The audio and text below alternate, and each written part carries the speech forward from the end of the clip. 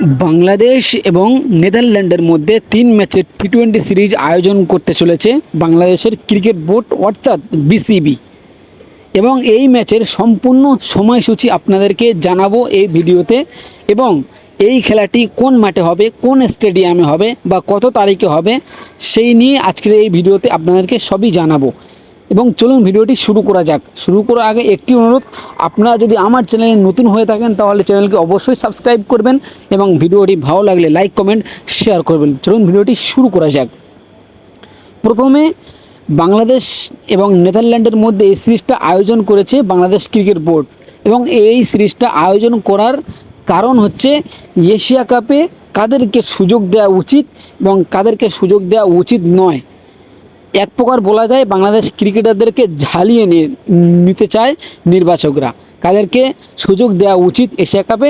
এই জন্য এই সিরিজটি আয়োজন করা হলো। এবং এই সিরিজের জন্য কিন্তু 25 সদস্যর নাম ঘোষণা করা হয়েছে।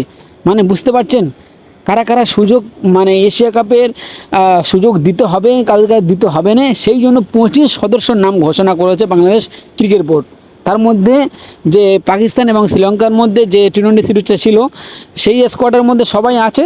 আরও নতুন কিছু মানে প্লেয়ার ঢুকেছে, যেমন প্রাক্তন ক্যাপ্টেন নাজমুল হোসেন শান্ত, তারপরে নুরুল হাসান সুহান, নাহিদ রানা, খালেদ আহমেদ, আরও নতুন নতুন অনেক প্লেয়ারকে মানে দেখতে চাইছে নির্বাচকরা যে কাদেরকে সুযোগ দেওয়া উচিত বা কাদেরকে সুযোগ দেওয়া উচিত নয়।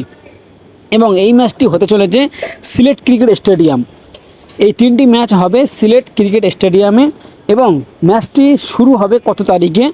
31 আগস্ট প্রথম ম্যাচ হবে এবং 1 তারিখে 1 সেপ্টেম্বর, মানে 1 সেপ্টেম্বর হবে দ্বিতীয় ম্যাচ এবং 3 সেপ্টেম্বর হবে তৃতীয় ম্যাচ। এই ম্যাচ দিয়ে বাংলাদেশ এই ম্যাচ শেষ করে বাংলাদেশ চলে যাবে সংযুক্ত আরব আমিরাতে এশিয়া কাপের প্রস্তুতি নিতে।